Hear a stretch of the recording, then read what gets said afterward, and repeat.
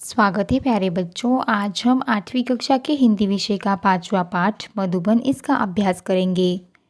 इस पाठ के लेखक का नाम है अनुराग वर्मा। अनुराग वर्मा आधुनिक हिंदी साहित्य के प्रमुख हस्ताक्षर है। इनकी रचनाएं विविध पत्र पत्रिकाओं में प्रकाशित होती रहती है। इनकी साहित्य में विशेष रुचि है। इनके लेखन की भाषा सरल एवं सहज है। इनके द्वारा लिखे गए लेखों का वाचन करते समय पाठक आनंद का अनुभव करते हैं। अब बच्चों थोड़ा सा पाठ के बारे में जान लेते हैं। यह एक साक्षात्कार है। साक्षात्कार यानी कि दो या दो से अधिक व्यक्तियों के बीच बातचीत एवं विचारों का जो आदान प्रदान होता है ना, उसे साक्षात्कार कहते हैं। इसमें एक व्यक्ति दूसरे व्यक्ति से प्रश्न पूछता है और दूसरा व्यक्ति प्रश्नों के उत्तर देता है।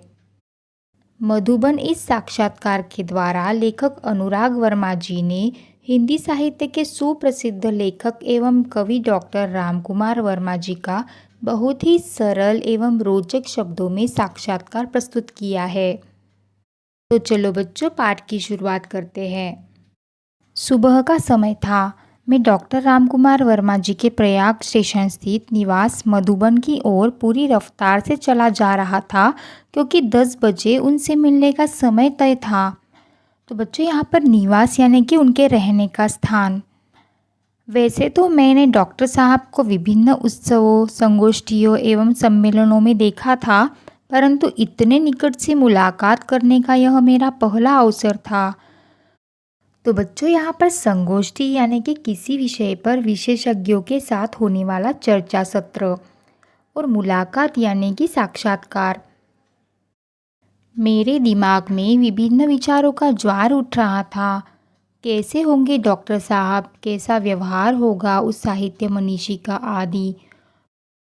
तो बच्चों, यहाँ पर विचारों का ज्वार यानी कि विचारों की हलचल। इन तमाम उठते और बैठते विचारों को लिए मैंने उनके निवास स्थान मधुबन में प्रवेश किया। काफ़ी साहस करके दरवाजे पर लगी घंटी बजाई। नौकर निकला और पूछ बैठा, क्या आप अनुराग जी हैं? मैंने उत्तर में सिर्फ हाँ कहा। उसने मुझे ड्राइंग रूम में बिठाया और यह कहते हुए चला गया कि डॉक्टर साहब आ रहे हैं। इतने में डॉक्टर साहब आ गए। अनुराग जी, कैसे आना हुआ? आते ही उन्होंने पूछा। मैंने कहा, डॉक्टर साहब, कुछ प्रसंग जो आपके जीवन से संबंधित है और उनसे आपको जो महत्वपूर्ण प्रेरणाएं मिली हो, उन्हीं की जानकारी हेतु आया था। डॉक्टर साहब ने बड़ी सरलता से कहा, अच्छा तो फिर पूछिए। प्रश्न। डॉक्टर साहब, काव्य रचना की प्रेरणा आपको कहाँ से और कैसे प्राप्त हुई? इस संदर्भ में कोई ऐसा प्रसंग बताने का कष्ट करे जिसने आपके जीवन के अंतरंग पहलुओं को महत्वपूर्ण मोड़ दिया हो। तो यहाँ पर डॉक्टर साहब उत्तर देते हैं, पहले तो मेरे जीवन में समाज की अंध व्यवस्था के प्रति विद्रोह अपने आप ही उदित हुआ। सन 1921 में जब मैं केवल 15.5 वर्ष का था, गांधी जी के असहयोग आंदोलन में पारिवारिक एवं सामाजिक व्यवधानों से संघर्ष करते हुए मैंने भाग लिया। तो बच्चों, यहाँ पर असहयोग इस शब्द का अर्थ होता है अंग्रेज सरकार को सहयोग न करके उनकी कार्यवाही में बाधा उत्पन्न करना। यह था गांधी जी का असहयोग आंदोलन।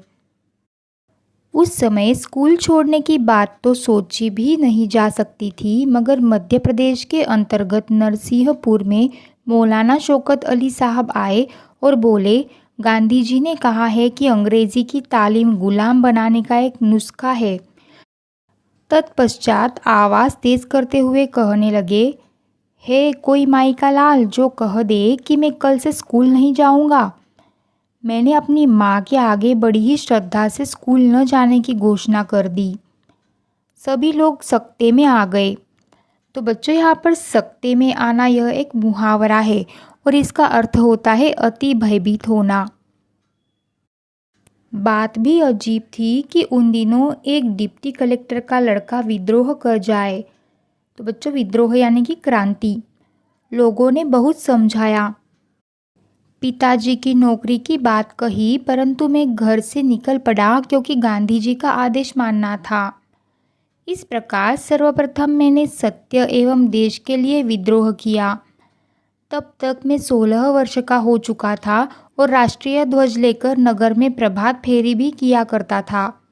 यह बात सन 1921 की ही है और इसी समय मैंने देश प्रेम पर एक कविता लिखी। यही मेरी कविता का मंगलाचरण था। अगला प्रश्न, आप मध्य प्रदेश से उत्तर प्रदेश कैसे आए? उन्होंने उत्तर दिया, हिंदी प्रेम ने मुझे मध्य प्रदेश से उत्तर प्रदेश आने को प्रेरित किया क्योंकि उन दिनों नागपुर विश्वविद्यालय में हिंदी नहीं थी। सन 1925 में मैंने इंटर की परीक्षा उत्तीर्ण की। तत्पश्चात उच्च शिक्षा हेतु प्रयाग विश्वविद्यालय में प्रवेश ले लिया। मैंने इसी विश्वविद्यालय से एमए की परीक्षा प्रथम श्रेणी में उत्तीर्ण की। मैंने देखा कि डॉक्टर साहब के चेहरे पर गंभीरता के भाव साफ प्रतिबिंबित हो रहे हैं। ऐसा प्रतीत हो रहा था जैसे वे अपने अतीत में खो से गए हैं। मैंने पुनः सवाल किया, डॉक्टर साहब, प्रायः ऐसा देखा गया है कि कवियों एवं लेखकों के जीवन में उनका लौकिक प्रेम पारलौकिक प्रेम में बदल गया। क्या आपके साथ भी ऐसा हुआ है? उन्होंने उत्तर दिया, अनुराग जी, प्रेम मनुष्य की एक प्राकृतिक प्रवृत्ति है। सन 1926 में मेरा विवाह हो गया और मैं गृहस्थ जीवन में आ गया। अब मुझे सात्विकता एवं नैतिकता से प्रेम हो गया। मैंने इसी समय यानी सन 1930 में कबीर का रहस्यवाद लिखा। तो बच्चों, रहस्यवाद यानी ईश्वर या सृष्टि के परम तत्व पर आश्रित तथा सात्विक आत्मानुभूति से संबंधित सिद्धांत। इतना अवश्य है कि मेरे जीवन के कुछ अनुभव कविता के माध्यम से प्रेषित हुए। मुझे बचपन से ही अभिनय का शौक था और प्रायः उत्सवों के अवसर पर नाटकों में भाग भी लिया करता था। मैंने बात आगे बढ़ाई और पूछा, डॉक्टर साहब, देश की राजनीतिक स्थिति के बारे में आपकी क्या राय है? उन्होंने उत्तर दिया, मैं राजनीति से हमेशा दूर रहा क्योंकि आज की राजनीति में स्थिरता का अभाव है। यद्यपि मैं नेहरू जी, शास्त्री जी, इंदिरा जी एवं मोरारजी भाई से मिल चुका हूँ और उनसे मेरा परिचय भी है, परंतु मैंने राजनीति से अपने आप को सदा दूर रखा। मुझे राजनीति में कोई रुचि नहीं है। मैं साहित्यकार हूँ और साहित्य चिंतन में विश्वास रखता हूँ। इतना कहते हुए डॉक्टर साहब ने घड़ी देखी और बोले, अनुराग जी, मुझे 11:30 बजे एक कार्य से जाना है। तत्पश्चात उन्होंने मुझे एक कुशल अभिभावक की भांति आशीर्वाद देते हुए विदा किया। तो बच्चों, यहाँ पर अभिभावक इस शब्द का अर्थ होता है अभिभूत करने वाला। तो बच्चों, इस पाठ से हमें यह सीख मिलती है कि देश प्रेम से बढ़कर कोई भी चीज़ नहीं होती। देश प्रेम का मानवीय मूल्यों में अग्रणी स्थान है। देश की सेवा करने के लिए व्यक्ति को अपने सर्वस्व का त्याग करना चाहिए।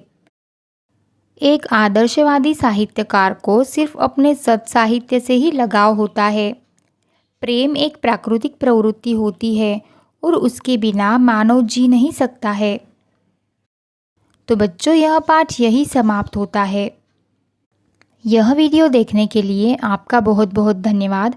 अगर यह वीडियो आपको हेल्पफुल लगी तो इस चैनल को ज़रूर सब्सक्राइब करें और नई वीडियोस की नोटिफिकेशन पाने के लिए साथ में जो बेल आइकॉन दिया है उसे प्रेस करना ना भूलें।